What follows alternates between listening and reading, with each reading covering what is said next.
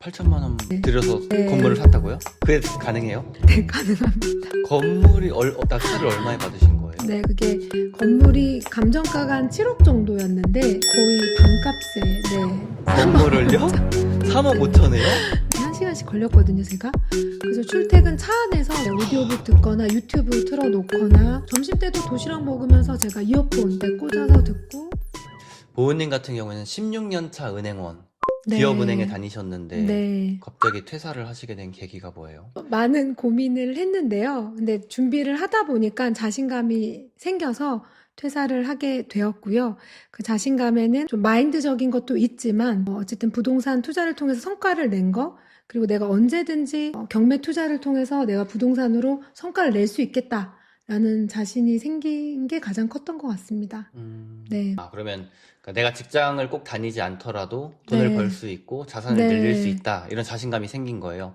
네, 맞습니다. 부동산 투자를 통해서. 네네. 그럼 부동산 투자 공부는 얼마나 하셨는데요? 경매 같은 경우는 한 2년 정도 했고요. 네. 한 1년 정도 하고 성과를 만들기는 했고, 사실 제가 첫 투자가 좀 20대 때 좀 일찍 시작하긴 했어요. 그래서 부동산 흐름은 좀 오랫동안 본 거는 맞고요. 그리고 실질적으로 좀 자신감이 생긴 건 아무래도 경매를 통한 투자로 인해서 자신감이 생겼고, 실제 그 기간은 한 2년 정도? 네. 그렇게 오래 공부하신 건 아니네요. 예전부터 알고는 있었지만 음. 본격적으로 공부한 건 한 2년 정도 공부하시고 네. 부동산 경매를 통해서 아파트, 상가, 네. 다가구 건물까지 네, 맞습니다. 낙찰을 받으셨다. 네네. 근데 다가구 건물 같은 경우에는 돈이 좀 많아야 낙찰 받을 수 있지 않나요? 그렇진 않고요. 사실 그냥 일반 매매 같은 경우는 돈이 많이 필요하긴 한데, 경매는 좀 저렴하게 낙찰을 받으면 많은 돈이 들어가진 않습니다. 그래도 네. 막 5억, 10억씩 있어야 되는 거 아니에요? 그 정도는 아닙니다. 지방 서울은 좀 많은 금액이 들어가긴 하지만 지방 물건은 2억 내로도 충분히. 그럼 보은님은 네. 그 다가구 건물 살 때 얼마를 가지고 하신 거예요? 저는 이제 시작할 때 한 2억 정도를 이제 만들어 놓고 시작을 했고요. 다가구 같은 경우에 들어간 금액은 사실 실질적으로 약간 회수된 거, 임차보증금으로 회수된 걸 치면 8천만 원이었던 것 같아요. 8천만 원 들여서 네. 건물을 샀다고요? 그게 가능해요? 네, 가능합니다. 건물이 낙찰을 얼마에 받으신 거예요? 네, 근데 제가 좀 싸게 낙찰을 받기는 했어요. 그게 건물이 감정가가 한 7억 정도였는데 거의 반값에 건물을요? 3억 3억 5천에요? 와. 많이 좀 저렴하게 낙찰을 받았습니다. 그렇다 보니까 내 돈이 한 1억 정도밖에 안 들어가는 거네요. 네, 맞아요. 한 1.2억 정도 들어갔다가 임차보증금으로 다시 이제 회수가 되니까 총 이렇게 하면 한 8천 정도였던 것 같아요. 들어가 있는 게. 그러니까 받은 거를 빼더라도 어쨌든 초기 투자 시드가 1억 네. 2천 정도였다. 그렇죠. 1억 2천으로 네. 한 7억짜리 건물을 한 3억 5천에 낙찰 받았다. 네. 어떻게 그렇게 맞습니다. 저렴하게 낙찰 받을 수 있어요? 근데 저는 항상 리스크가 있는 곳에 또 투자의 기회가 있다라고 생각하는 게, 그 건물이 좀 오랫동안 낙찰자가 없어서 안에 내부 상태가 좋지 않았어요. 유찰이 여러 번 된 건가요? 네, 맞아요. 네, 경매 기간이 뭔가 다시 좀 길어져서 내부에 사는 분들이 이제 몇 분 안 계셨고, 그 과정에서 내벽이 많이 깨져 있었어요. 그러니까 누가 봐도 좀 약간 무섭다. 여기는 투자하면 안 될 것 같다. 느낌이 좀 쎄했구나. 네, 그런 곳에 이거는 조금만 수리하면 충분히 좋을 수 있을 것 같은데? 라는 생각으로, 저도 사실 건물은 좀 처음이다 보니까 알아봤을 때 이런 벽 수리나 이런 게 큰 금액이 들어가지 않는다라고 해서 일단 한번 해보자라고 해서 최저가로 금액을 썼고, 와. 정말 실제로 단독 낙찰을 받았습니다. 그럼 아무도 들어오지 않았어요. 거기서부터 지금 월세를 네. 받고 계시잖아요. 네, 그럼 네. 한 달에 얼마 정도 받으세요? 월세가 한 400만 원 정도? 나가 좀 나가면 한 300만 원 정도? 300만 원 정도가 남는 거예요? 네. 와, 그럼 한 1억 2천 혹은 뭐 8천만 원 정도를 투자해서 네. 다달이 지금 매달 300만 원씩을 받고 계신 거네요? 네. 너무 일단 부럽고요. 네. 은행원을 네. 퇴사할 수 있었던 것도 보통 맞습니다. 직장인 월급 정도 되잖아요. 300만 원이면. 네. 그 정도를 만들어 놓으셨기 때문에 부동산 투자 공부가 되어 있으니까 난 또 더 많은 돈을 벌 수 있어, 이런 자신감이 합쳐져서 네, 퇴사를 하신 맞아요. 거잖아요. 네. 그럼 이제 저 같은 사람들이 이렇게 부모님 얘기를 들으면 일단 배가 아프거든요. 부러워요. 저 같은 사람 네, 혹은 네. 이제 이 영상을 보시는 분들도 네. 나도 그럼 저렇게 부동산 경매 좀 공부를 해보고 싶다, 네. 이런 생각이 들 거 아니에요? 그럼 어떤 방법부터 시작하면 되죠? 일단 저는 책부터 읽으시라고 말씀드리고 싶어요. 부동산 기본서부터 읽고 또 경매 관련된 서적을 읽고 그리고 이제 수업을 들으셨으면 좋겠어요. 아, 수업은 이제 시중에 있는 강의나 이런 스터디 같은 것들. 네네. 그런 거 좋다고 근데 생각합니다. 책도 어떤 책 읽어야 되는지 아, 모르잖아요. 네네. 네. 추천을 좀 몇 권 해주실 수 있을까요? 세 권을 딱 추천해 주세요. 첫 번째 책은 부의 인문학. 아, 부의 인문학. 네, 우성님 책. 네, 좀 오래되긴 그건 했는데 이제 부동산 책은 아니잖아요. 그쵸, 맞아요. 전반적인 거시경제에 대한 이야기를 하는 거지만 초보자 분들도 그 책을 읽어보셨으면 아, 좋겠습니다. 그쵸. 부의 인문학. 네. 아, 여기도 있을 거예요. 저도 아, 되게 그런가요? 네, 재미있게 네. 읽었던 책, 한 5년 전에 읽었던 것 같거든요. 네. 그럼 어쨌든, 부의 인문학이 1번. 네. 두 번째 책은? 두 번째 책은 좀 아파트 관련된 책이죠. 램구님 책. 램구님. 네. 아, 램구님. 그 김과장은 어떻게 부동산 천재가 됐을까? 아, 그 책. 네네. 제가 네. 저 부동산 투자를 했었잖아요. 네. 제가 부동산 투자 공부하려고 읽었던 첫 책이 그 책이에요. 네. 근데 너무 길어서 네. 네. 10년 동안 적금밖에 모르던 39세 김 과장은 어떻게 1년 만에 부동산 천재가 됐을까가 네. 제목이에요. 네. 이 책을 그럼 두 번째 네. 책으로 추천을 해 주신다. 네, 저도 네. 이거는 강력 추천합니다. 그리고 네. 램구님 유튜브 채널 또, 시청하는 것도 추천드려요. 그다음 네. 세 번째 책은 세 번째 책은 부동산 서적은 제가 이제 공부했던 곳이 아무래도 행크이기 때문에 송사무장님 책이고요. 네. 송사무장의 부동산 경매의 네, 기술. 네, 맞아요. 아, 책이랑 사실 여기 나와 있는 책들이 다 좋아서요. 이런 책들 뭐 추천해 주신 세 권과 좀 뭐 네. 여러 권들을 섭렵했어요. 네, 그 네. 다음은 뭐 하면 돼요? 그 다음은 투자 동료를 만나기 위해서 강의를 들어야 된다라고 생각해요. 근데 꼭 뭐 큰 커뮤니티 그런 강의를 꼭 들을 필요는 전 없다고 생각하고 그런 것도 물론 좋지만 조금은 소규모로 숨은 고수들은 정말 많거든요.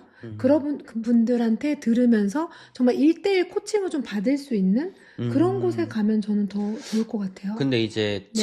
책과 요즘 뭐 유튜브 영상도 많으니까 네. 그런 영상으로도 공부할 수 있는데 이런 강의를 추천하시는 이유가 뭐예요? 일단은 혼자 하면은 다른 길로 잘못 갈 수도 있고요. 아. 기본적인 멘토는 있어야 된다라고 생각해요. 그러니까 투자 동료도 초보들끼리 모여서 하는 건 또 안 되거든요. 그렇기 때문에 진두지휘할 수 있는 멘토분, 투자를 많이 하신 분, 그렇게 이제 경험 있는 사람한테 가까이서 배울 수 있는 그런 강의를 저는 추천을 드리고 싶습니다. 아, 단순한 온라인 강의 말고요. 온라인 강의도 물론 좋지만 참여형으로 그분을 만나서 이야기를 듣고 그리고 투자 스터디로 그 동료들과 함께 임장 가고 공부하고 가치 분석하고 이런 것들이 되면은 정말 좋을 것 같습니다. 그쵸. 이건 네. 경매뿐만 아니라 뭐든 혼자 하는 것보다는 네. 누군가와 같이 맞아요. 그런데 보면 막 벌금도 있고 네, 네. 환경 설정을 해주잖아요. 맞아요. 아, 네. 그렇게 해서 공부를 해라. 네, 그- 너무 혼자 하시진 말았으면 좋겠어요. 잘못된 투자를 하실 수도 있어서 꼭 멘토가 될 만한 분은 곁에 두셔야 된다라고 생각합니다. 그러면 네. 그런 식으로 저도 좀 공부를 해보고 혹여나 궁금한 게 있으면 한번 연락을 드려서 네, 네. 저도 다가구 주택 건물주가 한번 되실 것 되어보겠습니다. 같습니다. 월세를 따박따박 받는. 네. 저는 또 보은님 보면서 대단한 게 직장 생활하면서 부동산 투자하시고 또 네. 자녀가 둘이 있으시고 네, 네. 책도 쓰시고 어떻게 이렇게 시간 관리를 하지? 어떻게 공부할 시간이 있었어요? 시간을 쪼개서 사용을 하려고 했고요. 출퇴근 시간, 1시간 이렇게 1시간씩 걸렸거든요, 제가. 그래서 출퇴근 차 안에서 정말 많은 것들을 듣고 거의 듣는 것밖에 못하니까 오디오북. 네, 오디오북 듣거나 유튜브 틀어놓거나 그런 시간을 가졌고 점심 때도 그때 제가 공부할 때가 약간 코로나 그때여서 점심 때도 도시락 먹으면서 제가 이어폰 꽂아서 듣고 또 위임을 사실 많이 했어요. 레버리지 많이 하라고 하잖아요, 위임을. 저희 어머님이 아이들을 봐주셨기 때문에 남편과 다 육아는 좀 서로 나눠서 했고요. 뭐 주말엔 남편이랑 같이 임장 다니고 그런 것들을 다 어머님께서 사실 많이 도와주셨기 때문에 제가 이렇게 할 수 있었습니다. 아, 그럼 출퇴근 네. 시간에 오디오북 들으시고 점심시간에도 공부하시고 네. 퇴근 후에도 퇴근 하셨나요? 후도 예, 정말 동료들이랑 벌금 내면서 물건에 대한 분석을 하고 네, 그런 것들을 했었어요. 출퇴근 시간, 점심시간, 평일 저녁, 그다음 주말에는 자, 임장까지. 네, 네. 근데 저랑 비슷하네요. 아, 저도 네, 이제 네. 퇴사 준비할 때 보면은 항상 맞아요. 새벽에 그러셨잖아요. 그리고 출퇴근하면서 그쵸. 그게 네. 시간이 짧지 않아요. 맞아요. 이게 뭐 출퇴근 시간에 네. 뭐 들어봤자 얼마나 듣겠어라고 생각하시지만 쌓이면 정말 네, 무섭거든요. 원래는 뭐 자기 개발 전에는 그냥 회사 가기 바빴는데 정말 다시 해야겠다라는 생각을 했을 때 그때는 그 출근 1시간 전에 좀 저만의 시간을 가지려고 했어요. 아침에 네. 6시 정도 일어나신다고 했죠? 그때 회사 다닐 때는 거의 5시 반 뭐 이때 이렇게 일어나서 해야지만 출근을 할 수 있어서 와. 그때 정말 그 시간이 굉장히 중요했어요. 열심히 사셨네요, 정말. 네, 감사합니다. 역시 그냥 이루어지는 건 없다. 그렇게 시간 관리를 하셨고, 그러면 이 영상을 보시는 분들도 그렇게 시간을 쪼개서 아까 우리 얘기했던 맞아요. 책 할 수 읽기부터 있습니다. 하고, 네, 네. 그다음 뭐 강의랑 이런 것들 수강하면서 부동산 공부를 좀 음, 했으면 좋겠다. 그다음에 결국 멘토를 만났으면 좋겠다. 네. 근데 멘토 정말 너무 중요해요. 저도 요번에 이사할 때 네. 보은님께 제가 자주 전화드리고 많이 네, 물어봤잖아요. 네, 맞아요. 그래서 너무 감사했어요. 네, 그 더 도움을 많이 드리고 싶었는데. 대출을 네. 어떻게 얼마 정도 받아야 되는지도 또 은행원이셔서 그런지 되게 네, 잘 알고 네. 계시고 네. 저한테 또 몇 군데 탁탁탁탁 찍어주셨잖아요. 네, 제가 지금 하고 있는 일이니까요. 네. 너무 좋아요. 그렇게 그러니까 초보자분들한테 혹은 이제 막 시작하는 분들한테는 그렇게 멘토나 가이드가 있는 게 정말 너무 좋은 것 같아요. 맞아요. 왜냐면 내 네. 시간을 아껴줄 수 맞아요, 있으니까. 맞아요. 저도 부동산 공부를 한 6, 7년 전에, 6, 7년 전에는 정말 열심히 했지만 요즘은 좀 손 놓고 있었거든요. 네. 이제 부모님이 이게 하나둘 알려주시니까 되게 저의 시행착오를 좀 줄일 수 있어서 너무너무 좋았습니다. 감사합니다. 그런 일도 요즘 하고 계시지 않나요? 네, 그 맞아요. 코칭? 컨설팅도 네, 조언을 네, 해주시는 일도 하고 맞아요. 있죠? 네, 초보분들한테 집을 사는 걸 도움 드리기 위해서 뭐 아파트 선정이나 대출 방향성을 제일 어려워하시는 것 같아요. 대출이랑. 그렇죠. 네, 보은님의 네. 가장 큰 강점이 그건 것 같아요. 이 다른 분들은 뭐 부동산 입지나 이런 것들에 대한 것만 조언을 주지만 보은님은 대출에 대해서 너무 잘 아시니까 예, 맞아요. 네, 대출은 저는 은행 다닐 때는 그냥 제 일이라 생각하고 했었고 좀 힘들어 했거든요. 사실 대출 업무를 볼 때는요. 근데 막상 나와서 이렇게 제가 부동산 크리에이터로 활동하면서 많은 분들이 저한테 원하는 게 대출에 대한 걸 되게 많이 궁금해 하시더라고요. 지금도 궁금해요. 대출 관련해서는 저도 궁금하고 아마 영상을 네. 보는 분들도 궁금하실 것 같아요. 네, 네. 대출을 좀 잘 받는 팁이 있을까요? 결국 이제 한도를 많이 받고 또는 이제 금리를 낮게 하는 걸 이제 뭐 많이들 물어보시는데 일단 한도를 많이 받기 위해서 특히 이제 주택담보대출 같은 경우는 소득이 가장 중요하거든요. 본인 소득이 좀 적다라고 하면 부부 합산이 가능하거든요. 부부 합산해서 소득 자료로 쓸 수 있고 또 금리 같은 경우는 그러니까 주거래를 물론 이제 1번으로 하겠지만 3곳 정도 비교하셔가지고 금리 특약이라는 제도가 있거든요. 그러니까 여러 가지 상품을 가입하게 되면 할인받는 게 있어서 그런 것들도 같이 생각을 해보셨으면 좋겠고요. 그리고 대출 상담사를 좀 어려워하시는데 대출 상담사가 직접 저희 회사나 또는 가까운 곳에 이제 오셔서 이렇게 자서랑 다 받게 해주시거든요.